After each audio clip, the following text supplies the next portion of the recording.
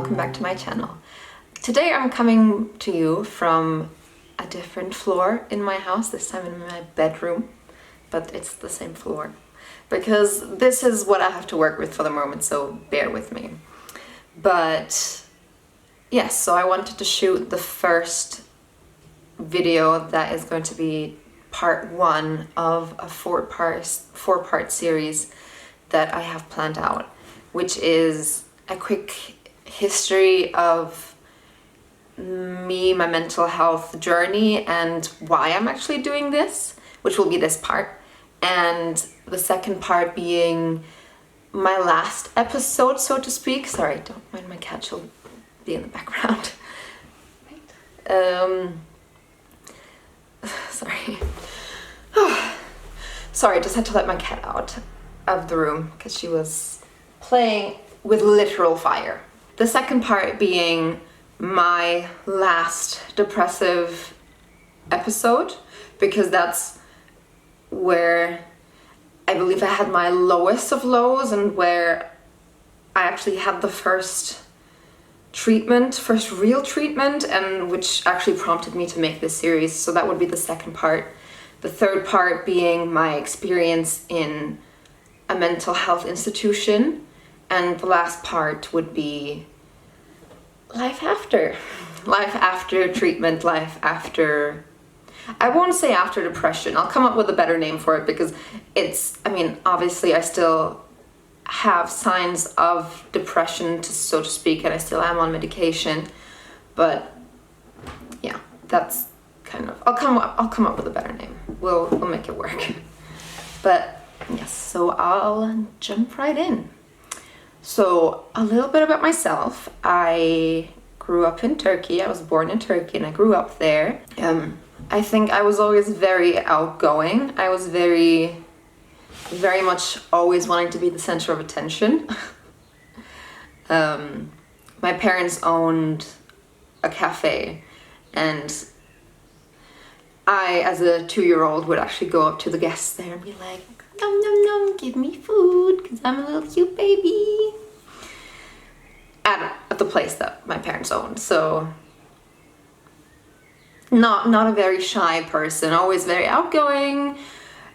And even when I grew up, I never had issues with being shy or anything. I was very outgoing, very happy. Like, it's not like I could say that I had a difficult childhood or that I was, you know, shy or anything to begin with.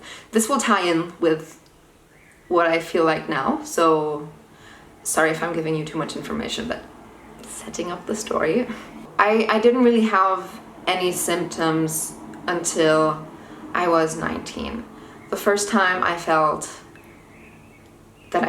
anything related to depression or anxiety was in my second year of university, where I felt like I was having issues breathing a lot. I felt very, I guess it was anxious, but I didn't know that it was that at the moment. It was that I would be sitting in class and having the feeling that I couldn't breathe in deep enough. Like, I would take in a breath and it felt like it was stuck there. I felt like I couldn't take the whole breath. Like, I felt like I would take a breath, but it would only go halfway. And this would be for a really long time. It would be hours at a time. So then my parents told me to, you know, maybe go see a doctor. So that's the first time I actually went to see someone, was a month after it had started. And they had me do an EKG and then a lung test. It was this weird, like, I had to blow into this tube, and there were like little balls that would go up and down depending on how hard you breathe in. I had pneumonia when I was 16, so I think my lung capacity is not the best. So that lung test went terribly as well, but it didn't show any signs of anything being wrong, like it being a lung function, or the EKG came back clean as well. Like, I don't have it wasn't related to anything with my heart. I have a healthy heart, thankfully. And so the doctor said, it's probably panic attacks, and prescribed me some plant-based medicine. which I should take a teaspoon of before I went to bed. I think it was a teaspoon. Don't quote me on that. And yeah, so I was like, oh, okay, panic attacks. This is a panic attack then. Good to know. Yeah, the medicine didn't really help, and I was quite different than I am now. I didn't really look up anything on the internet either. Like, I didn't think it was weird that I just have a, just a diagnosis, like, yeah, you have panic attacks. Okay, I just took his word as the truth. I kind of stopped after a week or two on the medication. I didn't, because it was plant-based. It wasn't anything that you needed prescribing for, and I thought it was just okay. He gave it to me so that in the moment I'm all right. Looking back, probably not the best decision I've made,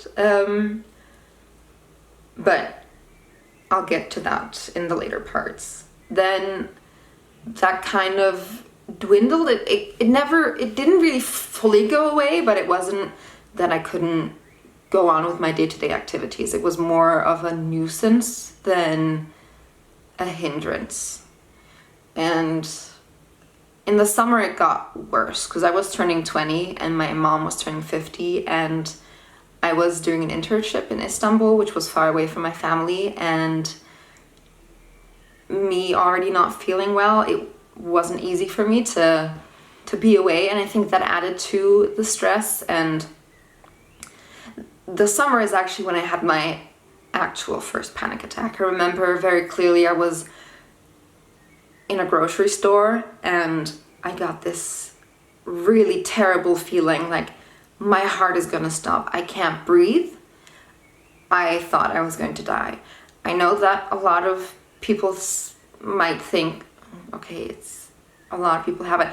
If you don't know what it is, as I did, I had no idea what it was, and I genuinely thought I was dying. And it's one of the scariest things I've ever lived through. So that was kind of where it got worse. But I didn't go to the doctors or get any help. And now, thinking back, all I can tell myself is why? Why are you, if you're feeling this bad, why are you not going to the doctors? Why are you not seeing anyone? But honestly, I'd never really heard about depression and anxiety. I knew of the concept of depression, and since my diagnosis, I was like, oh, okay, panic attacks, they're a thing.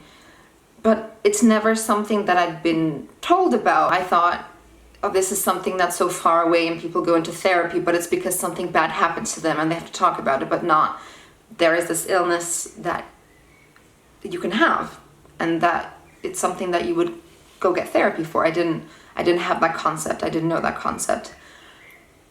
So then I think it was like the last 1 or 2 weeks of my summer vacation, I went back home, and then my sister came back with me to university. The circumstances of my day-to-day life changed, so I kind of ended up being in a better mental place and a better mental situation. I felt much better than I had in the months before. So I had a period of time where things were looking up. I was going to the gym, I was going to school, I was going out with friends. It was fine. Up until I was looking forward to graduation, but I had decided in this time that I didn't want to work in the field that I studied, and I really didn't know what I wanted to do. I knew I was kind of unhappy in Turkey, and I just knew that I wanted to do something that felt fulfilling. I was feeling a bit anxious because of that. Then some circumstances that were happening in my private life, such as losing my granddad, made me feel even worse because we were very close, and that just was a really tough blow in a time that I wasn't very happy anyway. So those were the two major things. And then on top of that, I also had cystic acne in my final year of university. Just what you want. So I was very unhappy with my appearance as well. So graduation came and went, and I was in Istanbul still because I had a boyfriend at the time and he was living there as well. Things went a bit sour in our relationship. We didn't break up, but there were some issues arising. And you know, when you're in a relationship which you've been in for some time and you feel like things are getting a bit out of hand in some situations is not easy, because I obviously cared for him. So I think that was the last straw in a case, and I started having really bad panic attacks.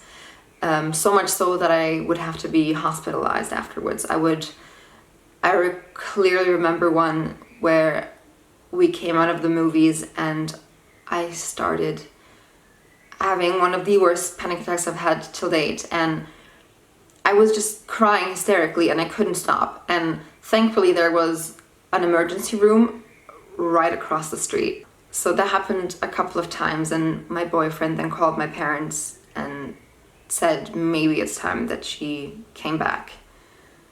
And my parents flew me back to my hometown. I think 3 or 4 days after I arrived there, I went to therapy for the first time, and I got prescribed medication. Then I also decided to move to Germany during that time. So within 3 months of starting my therapy, I decided to move to Germany. And I did it in the end effect. I ended up here in Germany.